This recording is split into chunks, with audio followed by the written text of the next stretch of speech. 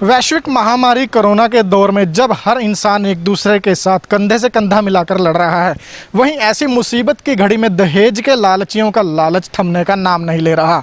इसी का नतीजा कल अंबाला के गांव बीटा में देखने को मिला, जहां इन लालचियों ने एक विवाहिता को जान से मार दिया और रात के अंधेरे में ही उसका संस्कार भी कर डाला। जैसे तैसे दिन चढ़ा और परिवार को अपनी बेटी की मौत की सूचना मिली तो वो साहा के गांव बीटा पहुंचे और वहां पर पुलिस को इस बात की सूचना दी, जिसके बाद पुलिस ने फिलहाल मामला दर्ज कर लिया है और पूरी जांच की शुरुआत कर दी है। लेकिन इस पूरे मामले में जो लड़की के पिता हैं, उन्होंने आरोप लगाए हैं कि ये लोग दहेज के लालच के लिए उनकी बेटी को तंग कर रहे थे और पहले भी कई बार पंचायती फैसले में इन्होंने अपनी गलती स्वीकार की थी। लेकिन बीती रात इनका लालच जो है वो इतना ज़्यादा बढ़ गया है कि इन्होंने रात के अंधेरे में ही इनकी बेटी की हत्या कर डाली और उसे रात के अंधेरे में ही संस्कार कर डाला। ये कहना चाहूँगा कि हमने अपनी लड़की की शादी 2015 में बीटा गांव में अपनी सामर्थ्य से अधिक दहेज देकर की थी। शादी के कुछ ही दिनों बाद लड़के का बाप और लड़के की माँ हमारी लड़की को तंग करने लगे। हमने पंचायत की, जिसमें कुछ हमारे परिवार के आदमी थे, कुछ उनके परिवार के आदमी थे। उन्होंने अपनी गलती मानी, लड़की को ले आए। 3-4 दफ़ा उन्होंने इस बीच में हमारे साथ ऐसा किया। इसी बीच में 2015 के बाद और अब तक लड़की के पास 2 बच्चे हैं, एक लड़का है, एक लड़की है। लड़की बड़ी है, लड़का छोटा है। लड़की 3 साल की है, लड़का 1 साल का है।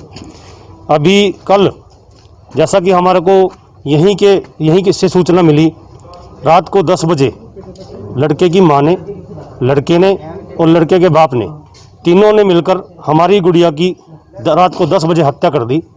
हिंदू रीति रिवाज के अनुसार ये सभ्यता नहीं है कि रात को कोई संस्कार करता है, लेकिन उन्होंने ये घिनौना कृत्य करने के बाद रात को 12 बजे ही हमारी गुड़िया का संस्कार कर दिया, जिसकी हमें सुबह 9 बजे तक भी कोई सूचना नहीं दी गई।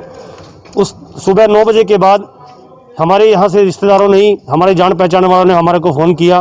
उन्होंने पहले हमारे को बताया, उसके बाद लड़के के बाप का हमारे पास फ़ोन गया कि तुम्हारी लड़की मर गई है।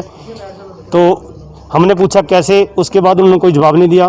फिर हमने, जो हमारे रिश्तेदार हैं, यूपी वाले हैं, हमारे लड़की का जो फादर है, उन्होंने वहाँ से अपना परमिशन ली। परमिशन लेने में टाइम लग गया। परमिशन लेने के बाद जैसे ही हम यहाँ आए, हम साहा थाने में पहुँचे।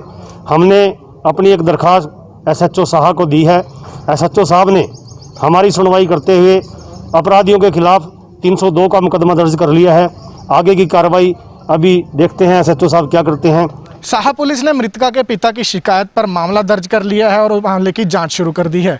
क्या कुछ कह रहे हैं SHO, आइए आपको सुनवाते हैं। मेरे पास आज ही सूचना मिली अभी, और उसके पेरेंट्स अशोक कुमार ने एप्लीकेशन दिया है कि मेरी लड़की यहाँ बीटे में 4-5 साल पहले शादी की थी, जिसके पास 2 बच्चे, और रात को उसके पति, ससुर, सास ने उनको मार के जला दिया है रात को ही, जिस पर हमने तुरंत FIR कर दिया 302, 201, 34 IPC के तहत, और इन्वेस्टिगेशन शुरू कर दिया। इसमें जो आप देखते रहिए हमारी खबरें हमारे फेसबुक पेज पर और हमें यूट्यूब पर भी सब्सक्राइब कीजिए। हम इसी तरह अपडेट्स लेकर आपके सामने हाजिर होते रहेंगे।